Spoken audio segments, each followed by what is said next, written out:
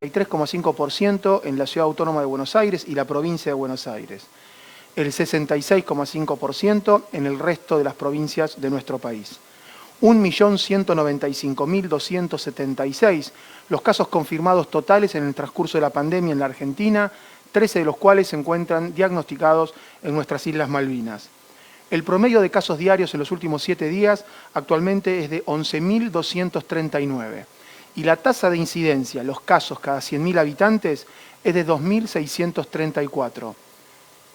32.052 las personas fallecidas por coronavirus en la Argentina. La tasa de letalidad es del 2,7% respecto al total de los casos confirmados. La tasa de mortalidad, la cantidad de personas fallecidas por millón de habitantes, es de 706. Actualmente se encuentran bajo cuidados intensivos casos confirmados de coronavirus en una cantidad de 4.854. El 32,9% en establecimientos de la provincia de Buenos Aires, el 32,5% en Córdoba y el 3,7% de los casos COVID internados en UTI se encuentran en la provincia de Santa Fe. El porcentaje ocupacional de las camas de terapia intensiva por patología COVID y no COVID a nivel nacional es del 63,6%. Tenemos provincias como Río Negro con un porcentaje de ocupación de camas de UTI del 91%, Neuquén con el 87% de la dotación de camas UTI ocupadas, San Juan 84%, Santiago del Estero con 82%.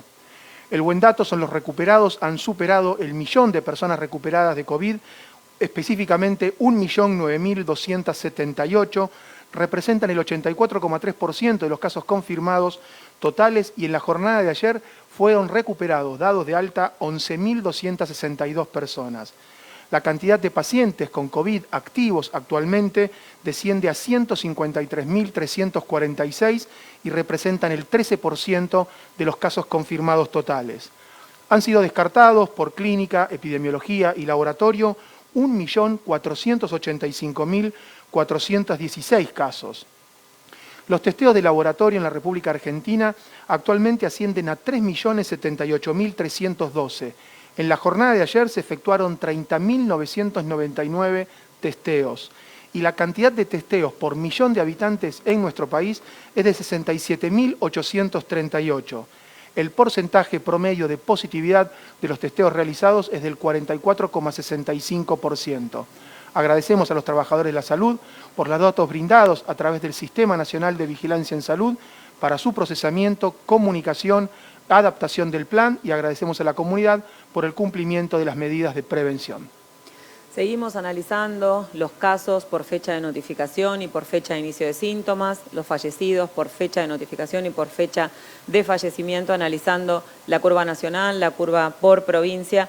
El día que hemos tenido la notificación más alta de casos en función de la fecha de inicio de síntomas ha sido el 14 de octubre, han sido 15.095 casos y el día que hemos tenido más fallecidos, el número más alto de fallecidos por fecha de fallecimiento hasta ahora ha sido el 9 del 10, el 9 de octubre con 369 personas fallecidas. Estamos trabajando fuertemente también en la planificación y en la gestión de las vacunas contra COVID. Esta semana ha sido de muchas novedades en ese sentido. Se sigue trabajando para favorecer el acceso más oportuno posible con la cantidad suficiente de todas las vacunas que cumplan todos los requisitos de nuestra autoridad regulatoria y, por supuesto, trabajando con las 24 jurisdicciones hace meses, planificando todas las acciones que van a ser importantes para poder implementar esa estrategia de vacunación, que va a ser sin dudas uno de los desafíos más grandes que tengamos en el programa de inmunizaciones de las provincias.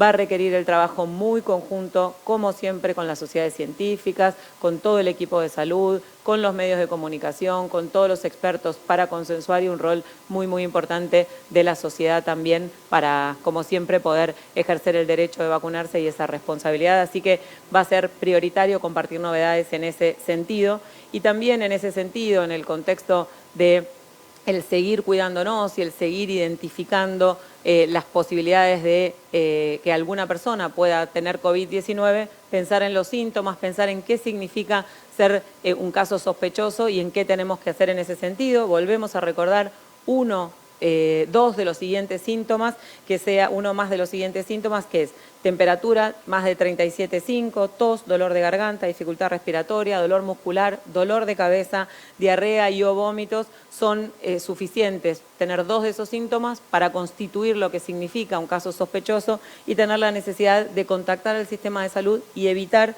el contacto con otras personas.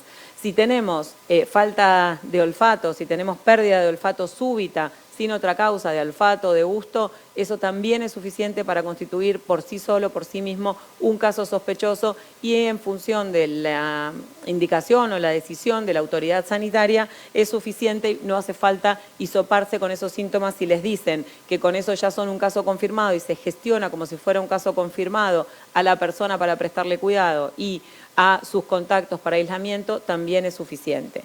Entonces, también recordamos que en situaciones de alta incidencia o en función de lo que determine la autoridad sanitaria jurisdiccional o local, siendo contacto estrecho, siendo conviviente o habiendo tenido contacto con un caso confirmado, con estos síntomas se puede confirmar por clínica y epidemiología, no haciendo falta el testeo, ya sea por hisopado, por test rápido, por PCR o por algún otro método. Así que en ese sentido, bien importantes son las recomendaciones, no minimizar los síntomas, no demorar el contacto con el sistema de salud, evitar el contacto con otras personas hasta que podamos tener las indicaciones del equipo de salud, no automedicarse.